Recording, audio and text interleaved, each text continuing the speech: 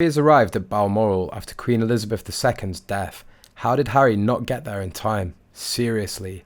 He's going to regret this for the rest of his life. Harry was preparing to make a speech in London on Friday at the WellChild Awards. However, he's cancelled his appearance. He refused to speak to his mum for as long as she was meant to return, but didn't, and he was busy playing with cousins. He missed his last conversation with Diana. Now with the Queen, he could have quietly visited her before his private tour, but ignored her. Despite Harry's tension with his family members, royal biographer Andrew Morton believes the late matriarch always had a soft spot for him. He can jump over. Courtiers will have an appointment with the Queen, and it'll be 3 weeks, hence he can turn up at Buckingham Palace or Windsor Castle, walk in and say hi, and get the Queen to say be involved in the Invictus Games, he previously explained. Because obviously the tragic nature of his mother's death, and he struggles to cope with that, his mental struggles. He's cursed with charisma in a way.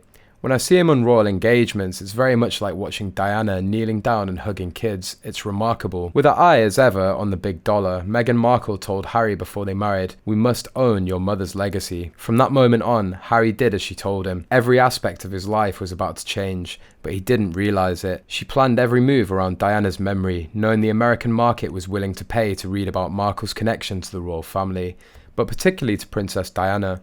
She started wearing Diana's perfume and even copied her clothes for photo shoots.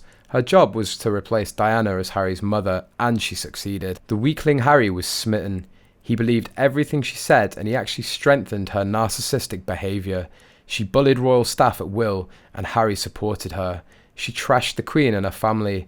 Harry joined in, telling Oprah, William and Charles are trapped in that racist family. They can't get out. She told Oprah that she wanted to commit suicide just like Diana, and again, just like Diana, the royal family didn't ask if she was okay. She stuck Harry in front of the press, telling him to say, "I want to protect my wife from being hounded and chased to her death, just like my mother." The actress smirked in the background as he said this. She knew she'd got him hooked. She then told Harry to say, "Every time I heard a camera click, it brought back horrible memories of how my mother died." It was despicable of Markle to persuade Harry to say this, but she didn't care. She had an agenda and was going to see it come to fruition. Before Harry met unscrupulous actress, he thrived on press attention. He was the darling of the media. They were thrilled when Harry turned up because they knew he would play along with them.